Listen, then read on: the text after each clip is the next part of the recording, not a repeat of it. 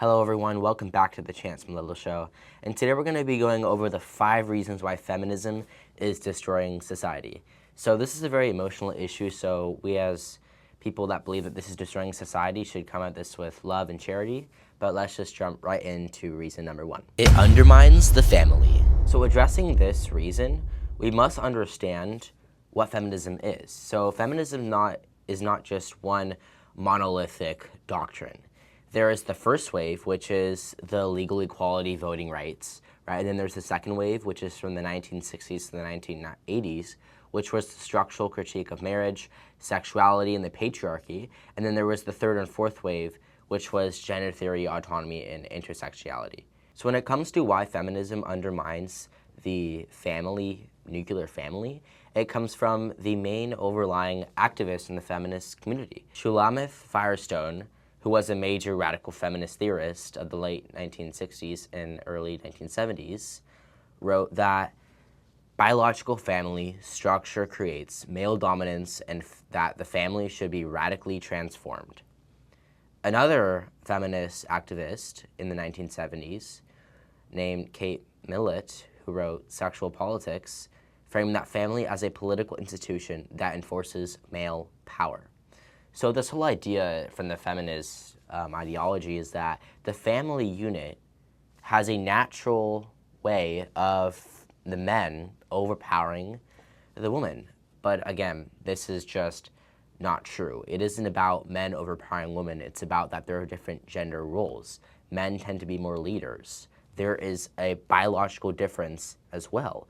And with the feminist movement, we see that when you push that family is to be, put aside over, bodily autonomy and like a sexual revolution, what do you have? You have some of the highest divorce rates.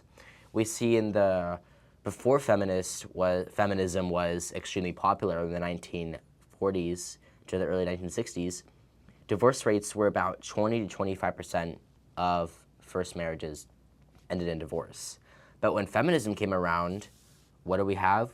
We had 40 to 50% of all marriages ended in divorce. That is roughly doubled from the mid-20th century levels. And this is a direct repercussion of the feminist ideology. It promotes radical individualism over complementarity. Now, when addressing this point, we must understand men are not equal to women. They are different genders. They are different sexes. We are different biologically. We think differently. Doesn't mean that we're different when it comes to intrinsic value given by God. But the feminist movement doesn't understand this. Traditional civilization does not teach that men are more valuable than women.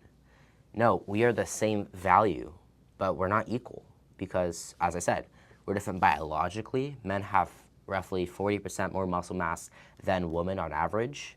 We are different when it comes to the way we think. And when it comes to the Bible, right, God explicitly teaches in Genesis 1:27, so God created mankind in his own image. In the image of God, he created them. Male and female, he created them. So we're not unequal in the sense of essence. Our intrinsic moral worth is the same. We should not be looking down on a woman because she's a woman or looking down on a man because she's a man. We are the same when it comes to intrinsic value. When it comes to social roles and gender roles and things that we have lived out in our biological, those are things that we just cannot change, and that is intrinsic also in our identity. It redefines freedom as autonomy without responsibility.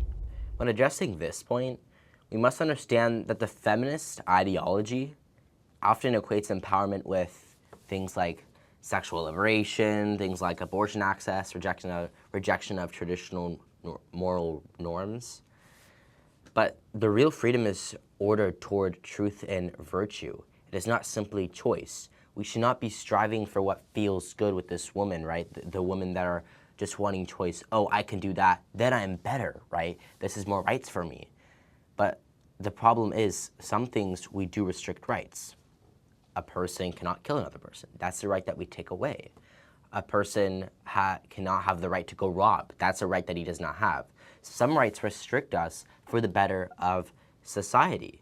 And when we look at the feminist movement, when they push these rights that are said to be, right, like abortion, sexual liberation, this attacks the family role again, which is so detrimental to society, as we'll get in later on the video, because the family, marriage, is the nuclear essence of what a society holds on to and how a society thrives. It contributes to demographic collapse. Because of feminism attacking marriage now, what do we have to deal with? In nearly every Western nation now, they face below replacement fertility, aging populations, workforce shortages. We also see in Europe. Europe is a great example of what happens when feminism is taken into political power. What do we see? France has one of the lowest birth rates in Europe, being a 1.62 to 1.65 birth rate. The fertility rate of a country when it dies is below 2.1. France is 1.65. France is literally cooked, like in essence, right? Because the feminist movement, these liberal ideologies coming into power, and now people aren't having kids, people aren't getting married, people aren't getting out there trying to get a girlfriend, and then we have all these immigrants pouring in. Obviously, their birth rate is going to decline, and that's why we will not have a France in 5 years. That's why we will not have a United Kingdom in 10, 20 years. If you look at the UK has similar issues.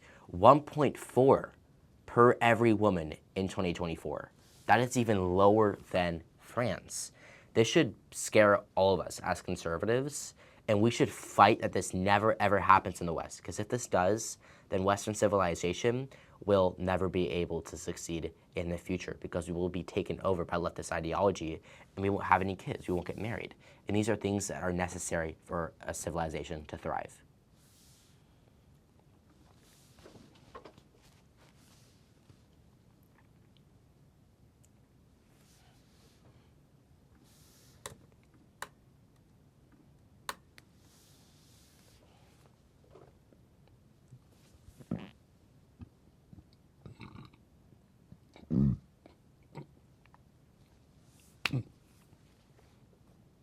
It's number 5 now, okay?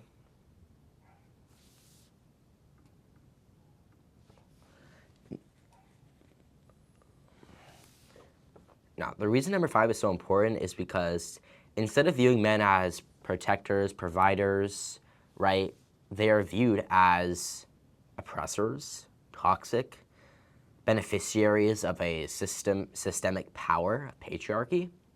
But again, what does this do to a society? The importance of strategic, it creates resentment between men and women. Now, the reason number 5 is so detrimental is because when we see resentment between men and women, what happens? Again, society fails. Why? Because people don't get married. And people don't get married, society crumbles. We've seen this historically. And when we start seeing women as men as oppressors, toxic, beneficiaries of a systemic power, and we stop seeing them as partners, what happens? Again, God tells us in Genesis 1:28 to be fruitful and multiply. If we do not have enough children and keep getting married and stop doing that, again, society will cease to exist. Western civilization will cease to exist. And that's why this is such a destructive doctrine, because it creates resentment between men and women. And that's the last thing we need with all the struggles that we even face in society today, besides feminism. Closing this out, I just want to make one quick point. I'm not saying that women are the problem, and neither are all of the other conservatives. We're saying that modern feminist ideology is the problem, because what happens? Instead of viewing women as caring, nurturers that will benefit society in a way that men can't do, right? We view them as they're being oppressed, right? You need to get out there, go have all your rights, don't get married, live the life you want to have your bodily autonomy. But again, this just destroys the society, and I've already went over why it does. But when it comes to men and women together, we need to come up from this and read our Bible, like pretty much, because when we see the destruction happening, what's the way to fix this? Number 1, Jesus Christ, our Lord, which tells us what to do, so we're not going off our subjective opinions, right? So we should all be praying for the future of our country, and whichever country you're in, whether you're in Europe, it's pretty sad if you're in Europe because those countries are kind of cooked. But just keep praying for your country, keep praying for civilization, and pray that God will keep us safe and He will be with us till the end. Thank you all so much for watching. God bless you all.